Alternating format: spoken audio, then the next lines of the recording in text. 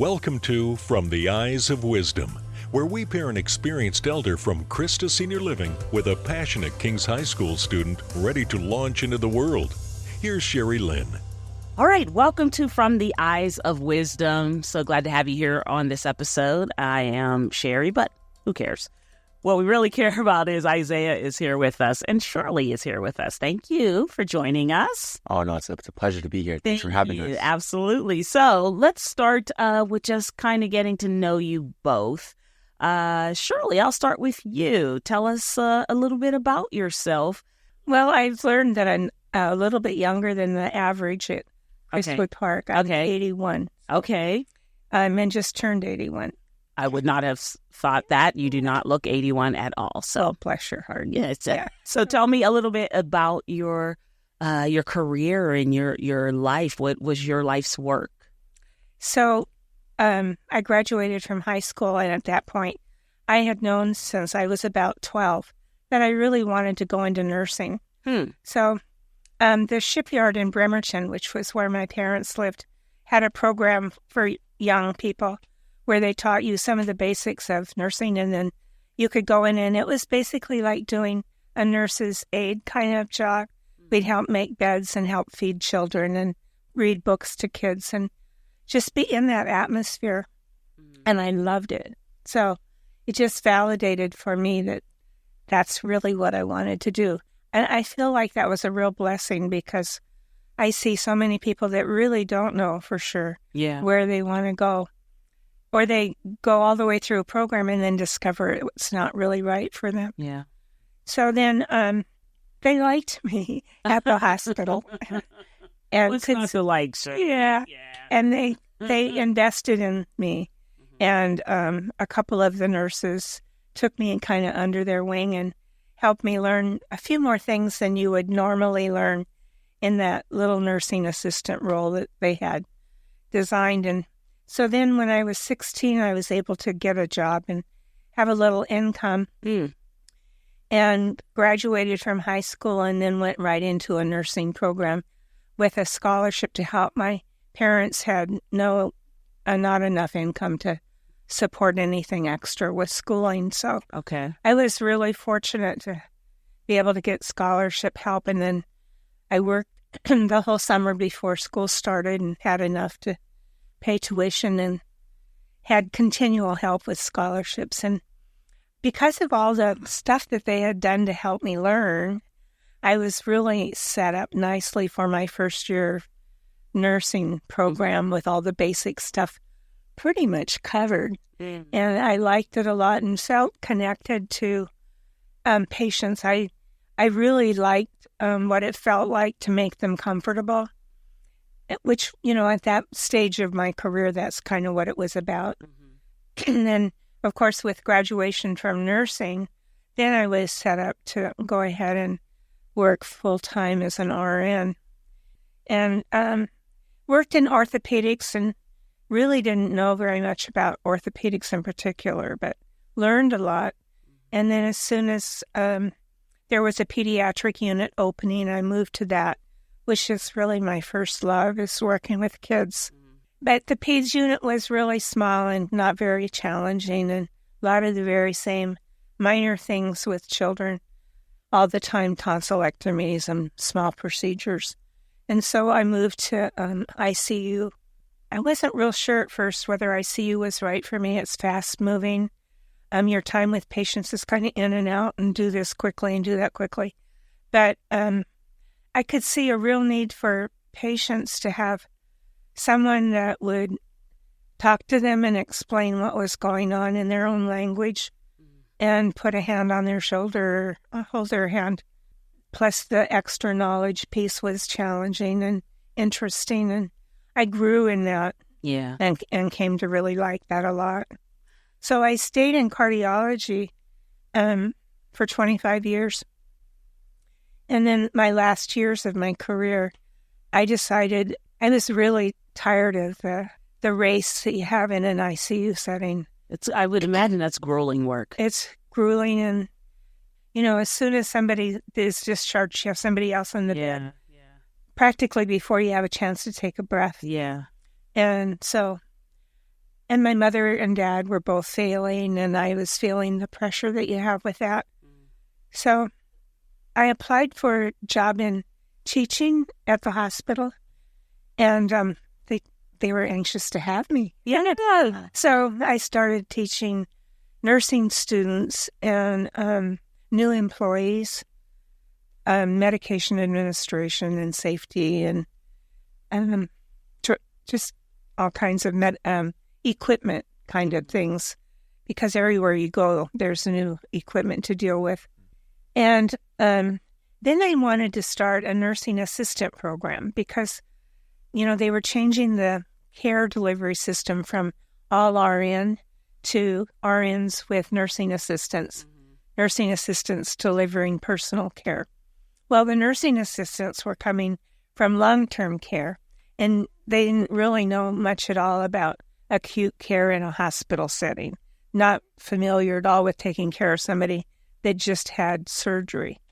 So they decided to start a program and do an acute care program for nursing assistants, and I had the privilege of helping to start that and run that. We did about 60 different nursing assistants over a period of several years, 2-3 years. Wow. And it was really terrific because a lot of the nursing assistants were people that just hadn't had an opportunity for education. Yeah. And they come maybe from a different language, from a different country with a different language, and they were having to try to figure out medical words, Yeah. and lots of things that were challenging for them. That I found it really rewarding. Yeah. They were wonderful. Mm-hmm. And so I watched them move into the hospital setting and settle in, and the nurses liked them and were working well with them, and that was a real sense of accomplishment for me. What an amazing trajectory and career. And I have always said the awe I have for nurses. Even, no offense to doctors, are fantastic. Love you all. But nurses are just a different breed of person. I just mean that. My cousin is a nurse, and I have always been in awe of her care and concern. And I don't want to get off the. We have a lot to talk about. I'm sorry, but I've just always been just the care and concern and compassion, but the ability to just move on to the next thing that needs to be done while still caring. Mm-hmm. You know what I mean? Like I would be one of the other things. I would either grow cold, you know what I mean, and be like, okay, like where your feelings would grow cold. Yeah. Or I'd be a puddle of tears with every single person that came in. Yeah, or they'd be like, Sherry, clean yourself up. We got to get to the next person. The fact that you can hold your compassion and empathy while still being in action and doing the thing is just something. And caring for people. This is not your family. This is not your friends. These are strangers. Yeah. Strangers in pain. Yeah. That aren't always nice. I just think that it's always been an amazing field to me. And the people who have the heart to do it, it's a very specific calling, and I honor it. Okay. Wonderful life. Isaiah, tell us something about yourself, and then we'll kind of start to mix and match about the things you guys kind of have in common. So tell me about you, age and grade, and whatever you think we should know about. Totally, yeah. I am 18, and I am a senior here at King's High School. Okay, graduating. Exactly, yeah. Very excited to see where that was, or where that's going. Okay. I was adopted into a pretty big family of 17 people in total. Okay. Wow. Put together. Yeah. Lived in China for a bit, traveled the world here and there, been doing missions for my life for a good amount of time now, and moved to the States in 2018. And King's has been the only school to me since I've been here. So it's been quite an experience seeing how that all is. And comparing that to like a international school and in a different culture is very different than what you'd expect. It's not something that you can really easily predict, but it happened. And I think for the best. It was honestly, this has been good for me. There's a lot that America's offered me that I probably could not have in China or anywhere else I go. So I think it was a good choice, a good moment. God just like gave us the word and we did it. So that was good. So graduating out of King's, I am planning to go to SPU. Okay. And at SPU, I will be getting a nursing major. I've already been accepted. Oh, look at that. Yes, I've already been accepted. Did I know that? I don't think that I knew that. Okay. Well, we're going to have a good time here. Oh, it's a good time, right. You know, As you're listening to the podcast, you're probably like, what? It's Sherry, be a little more on top of things. I honestly didn't realize. Okay, great. So you are going into nursing. That is my plan, yes. All right. So when you're sitting here listening to what Shirley is saying, tell me how you're connecting to her talking about nursing. Yeah, I think the first thing that caught my eye immediately was the fact that you said you got your first job with that at the age of 16. Yeah. And then immediately like started helping other people into that like a little later after that. I think it's just really cool how that like worked out for you in general. I'm over here at 18 years old and I'm still just trying to get out of high school. Put the rest of my pieces together while you had most of your life already going at that. I think that's just really awesome. Yeah, I got a nice early start, and that was really a blessing. The other thing that's been really great about being in nursing is I really love children, and I became a camp nurse. And I could do that on 2 or 3 weeks off in the summer. And I found a Christian camp that I just loved. And so every summer I'd go, I'd see some of the same staff, and I watched children grow up. I did that for 35 years. Wow. And then I started doing some stuff in my church. And so I was working with children's ministry.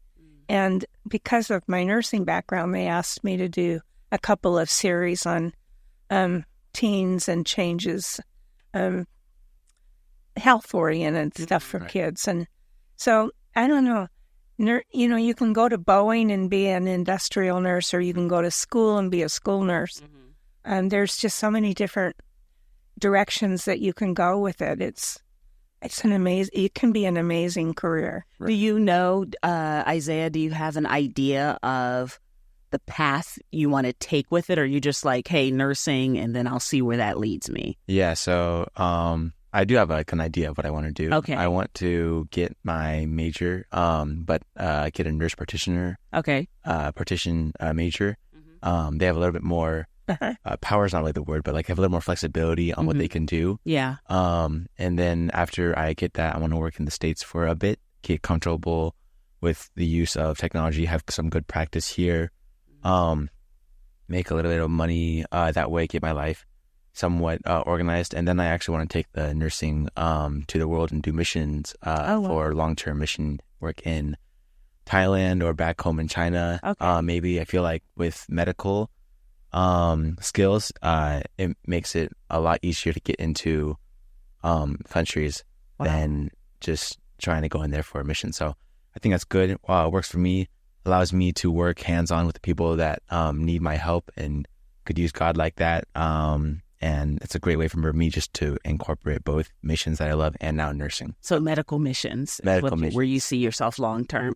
You, Mike, before Isaiah came in, Shirley, you were talking about you did take a missions trip.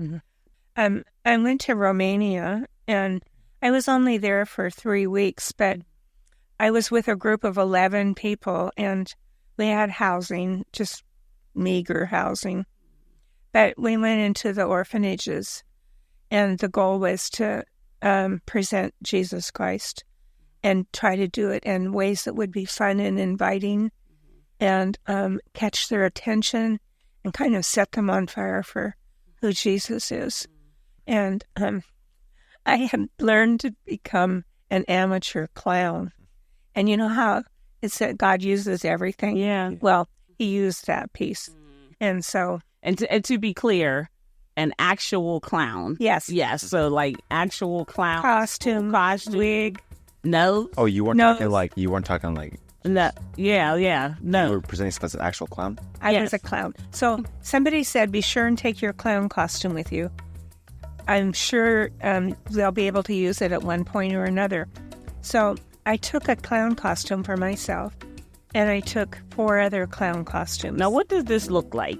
This is Well, Paint a picture for us, because Isaiah looked confused. It's looking like a circus to me. I don't know.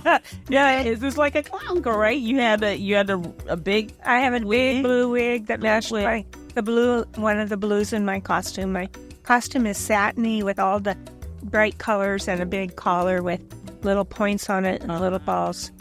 I've kept my costume just because I had so much fun using it.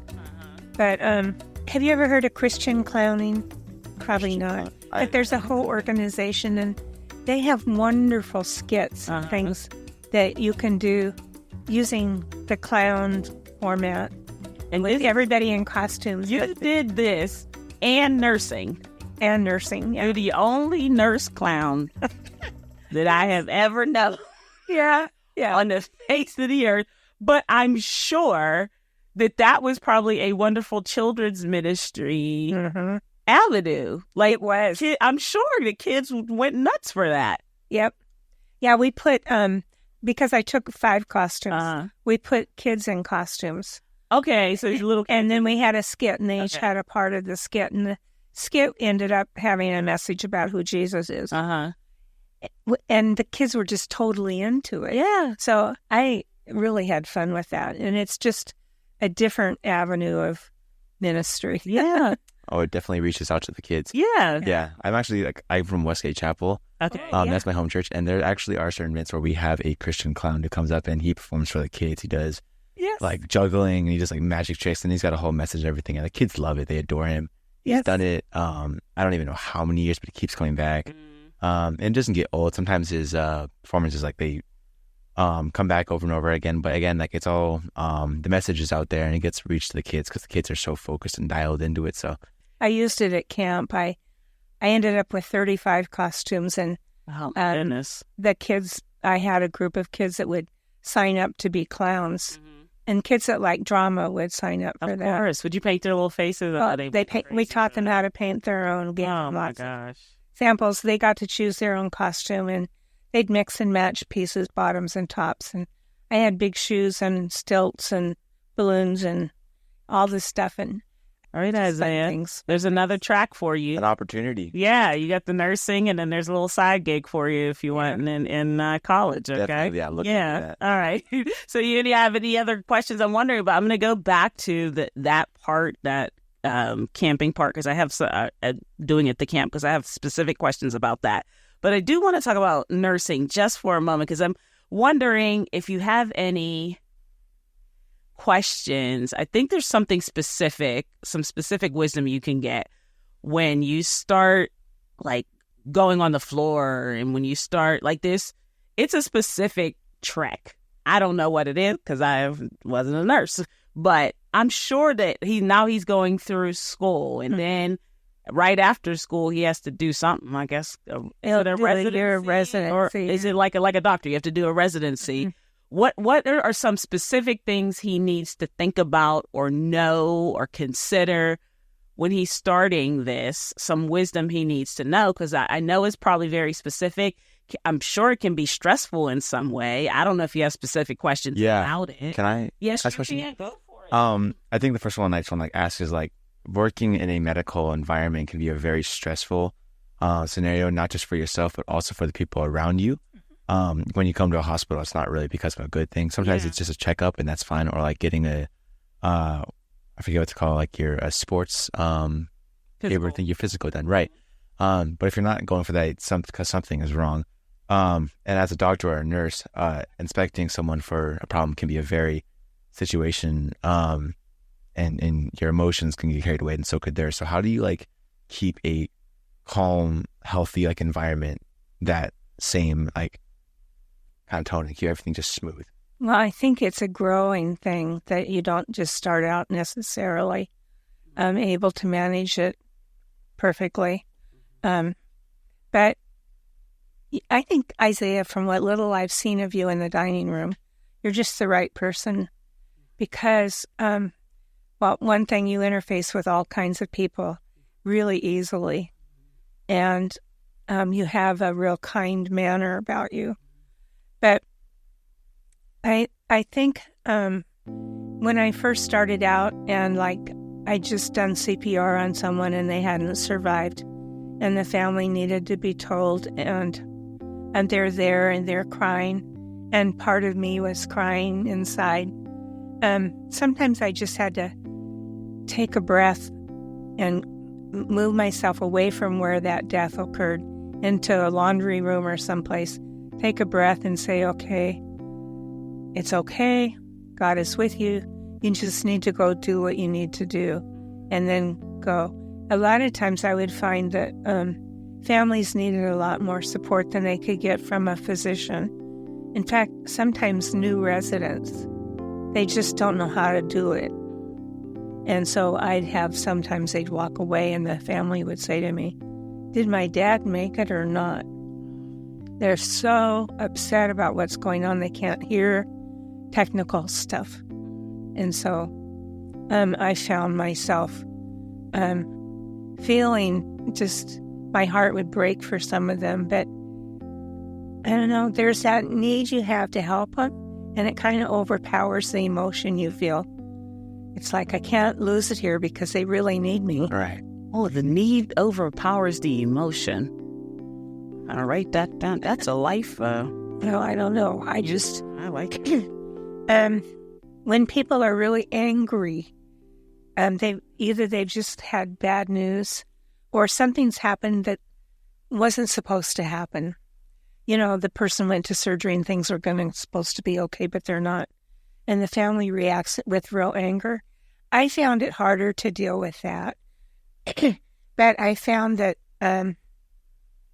keeping my voice calm and low and listening to their anger and saying, I can see how really angry you are.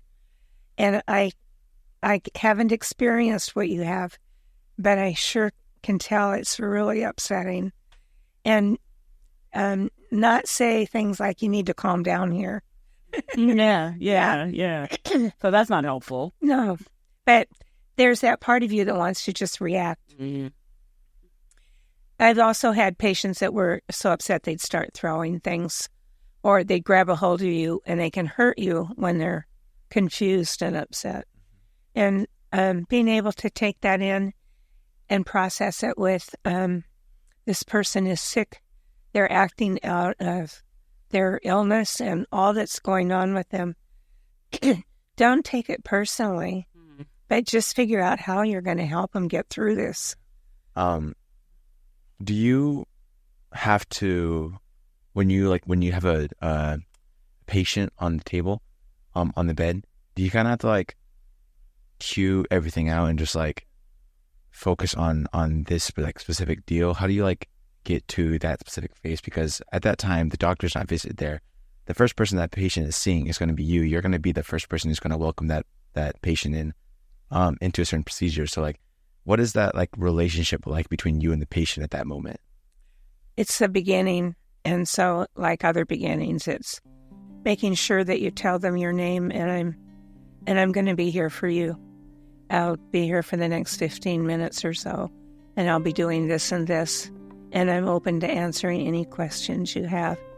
And I don't know, I think once people know that you're on their side and you're there to help them, whatever they're worried about or afraid of, they lighten up a little bit. Mm-hmm. And I don't know, a few times I was able to pray with a patient, but not very often. Thinking back on it, I could have done it more if I'd been more, I don't know, brave or something. I was going to ask you, just in life overall, do you have anything you wish you would have done more of? Is that one of the things? Yeah, sharing my faith more with more courage or something. I did share my faith. I would say things like, I'm going to pray that your pain gets better. And I'd be giving them something for pain. And people would just soak that up. A lot of people that even, have no interest in worship or going to church or anything, oftentimes really welcome those words of, this is pretty scary and I'm right here and I'm going to say a prayer. whether I said it out loud or not, I'd say a prayer. I had one patient that recovered from being resuscitated, and he said to me, why do you think I survived? I was dead. And I said, I don't know, but God must have something left for you to do in this life. Mm. And then I just went about my business. Yeah. Well, a couple days later, the family called and wanted to talk to me, and I thought, oh no, what did I do wrong? Yeah. But they said that statement had brought their father to a place where he wanted to know God more personally. Wow. So, sometimes just a word or two is all it takes to make a difference. All right, Isaiah, did you have other questions? I don't want to keep. No, I think okay. I wanted to ask you, in your own private, personal time, just you, not with your family, siblings, friends, whatever, just you. What best describes your mental state of being, your way of being in your personal, private time? Peace or anxiety? Racing thoughts, fears, whatever, or just kind of at rest?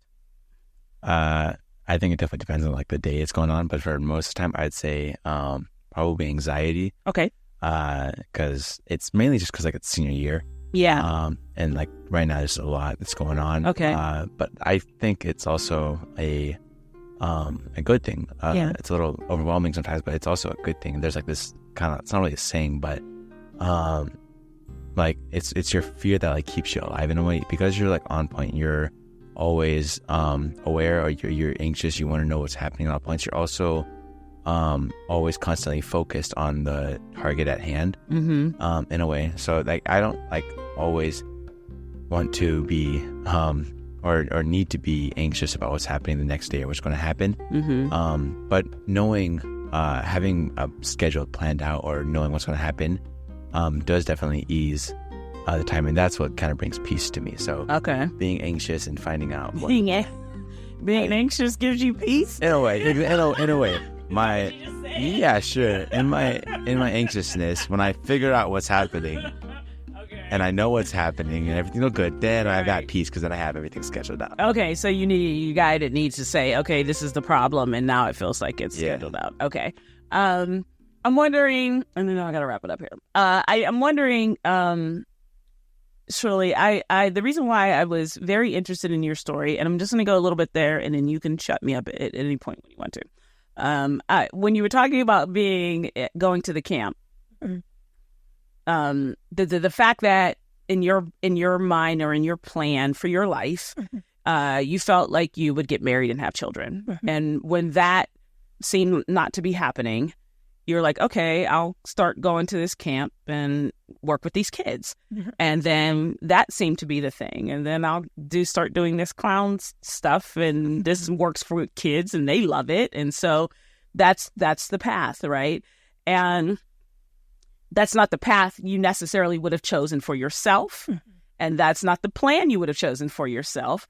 But that's the thing that happened. And it seems like you've flourished and made wonderful friendships and connections and had a great life there. I wonder your thoughts on that. That's not what I saw, but it's what it was, and I enjoyed it. Yeah, I have a real heart for kids, and like I'd said, I wanted to work in pediatrics, and God really did honor my needs for having children in my life. Yeah. I was really active at church with children's ministry. Yeah. And did an every Wednesday night program with kids. And those kids I still hear from. Yeah. I don't know. I've watched them grow up, and I now see them having children of their own, and I sort of feel like a grandma to some of the kids, both from church and from camp. And then I don't know if you've ever been at camp and noticed that there's a camaraderie amongst the staff that work together at camp. Yeah. And a nurse is in kind of a central role at camp, because everything that goes wrong or I was going to say kids are always getting jacked. Yeah, busting Yeah, knees, yeah. something like that, slight bloody nose. Yeah. So, like being a PA, a physician assistant, they would grab you up in a minute at camp because you have a variety of skills, and kids have anything and everything at camp. Yeah. But I don't know. That camaraderie, I still really interface with the staff that I got to know. And we prayed every morning. We had Bible study at 6:30 in the morning. Yeah. And we looked out for each other. Camp director would come and say, if you had any break today, I'll stay here, and I have first aid. I'll get you if I need you, but that kind of thing. So, yeah, it sounds like, I mean, for wisdom, for just Isaiah or whoever happens to be listening to this podcast, at this point in your life, if someone says, you have a younger person saying, I got a plan, baby, what do you say to them based on your life, saying, yeah, you may have a plan, but God has... He has a plan too. Yeah. Yeah. Whose plan wins? Yeah, his does. But yes, you're absolutely right. It's not always what you think it's going to be. Well, and people get married and they're very happy, and then maybe something happens to one of them and they end up being a caretaker for many, many years. You don't know necessarily what your life is going to be. But that verse in Jeremiah 29 that says, I know the plans I have for you. They're plans for good and not for evil, to give you a future and a hope. Yeah. I claim that, and I've used that. Like, I had a bout with cancer, and it was a hard time. And I kept claiming that verse, and it really helped me. All right, I am going to give Isaiah this card, and then I'm also going to give him this pen. And Shirley, Isaiah's going to keep this card for the rest of his life. Oh my gosh. And that's wonderful. Yes, and you are going to give him a word, just wisdom. One thing he needs to think about for the rest of his life. Just one thing, like, hey, as you go through life, remember this, or think about this. This is important. It could be about life. It could be about nursing. It could be about whatever you think. Through your 80 years of living, this is the thing you need to remember. This is the thing you need to think about. This is the wisdom, one piece of wisdom I want to give you. And don't be afraid of failure. Sometimes in the midst of failure, you discover something wonderful. And also that verse that I shared, I think the crux of it is really trusting that God does have a plan. And you've already said it. It might not be what you think it is, but you can trust that He has good in mind for you. Yeah. Don't be afraid of failure. Yeah. Sometimes in failure, you find something wonderful. I love that. All right, ladies and gentlemen, that sounds like a good place to wrap it up. Thank you so much for joining us. Thank you so much for having us. Thank you, guys. All right, that's it. Thank you for joining us on From the Eyes of Wisdom.